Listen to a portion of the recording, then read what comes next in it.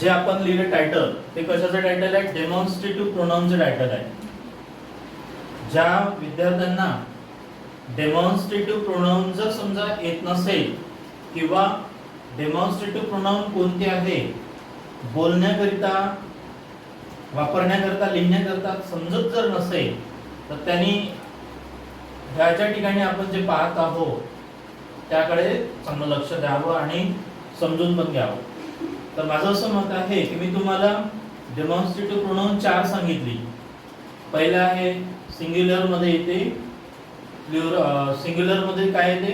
दिस आणि दॅट येते आणि प्लुरल मध्ये दीज आणि दोज येते. तर तुम्हाला बाकीचे 3 तर सांगितले, तर 3च्या नंतर जो चौथा जो आलेला होता जो या ठिकाणी आपण लिहिलेला आहे दोज, बरोबर आहे. तर तो या ठिकाणी आपण आता इथे पाहणार आहोत, बघणार आहोत.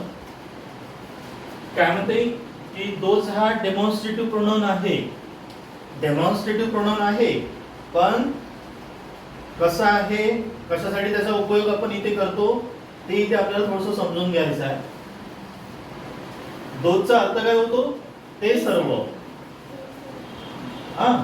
त्यानंतर या ठिकाणी काय म्हणते, काय लिहून दिलं आपण? दोज हा शब्द दर्शक सर्वनाम म्हणून ओळखला जातो. काय म्हणून ओळखला जातो?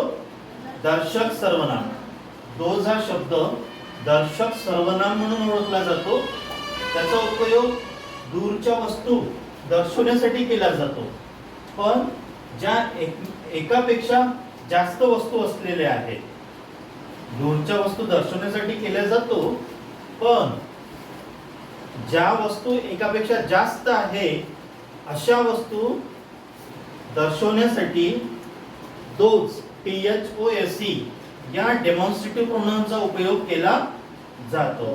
तसंच इंग्लिश मध्ये तुम्हाला सांगितलं those is a demonstrative pronoun which is used to indicate things which is far from indicator. Indicator म्हणजे गाडीचं इंडिकेटर नाही, इंडिकेटर म्हणजे दर्शवणारा, जो सांगणारा आहे, दर्शवणारा आहे. त्या व्यक्तीपासून ती वस्तू किंवा त्या वस्तू जर खूप लांब जर असेल आणि त्याला जर ते सांगायचं आहे, इंग्लिश मध्ये सांगायचं आहे, तर तो त्या ठिकाणी ॲज अ प्रोनाउन म्हणून दोज हे सर्वनाम वापरून काय करू शकतो? तो दर्शवू शकतो.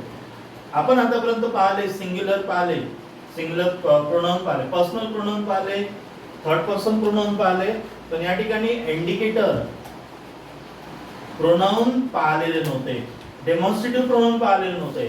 तर हे डेमॉन्स्ट्रेटिव्ह प्रोनाउन तुम्हाला या ठिकाणी आपण सांगितलेले आहेत.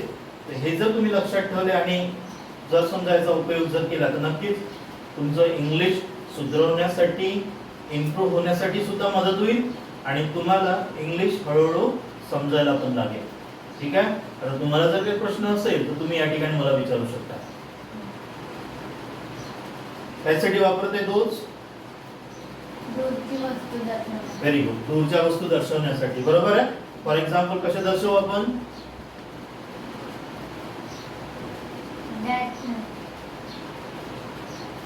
For example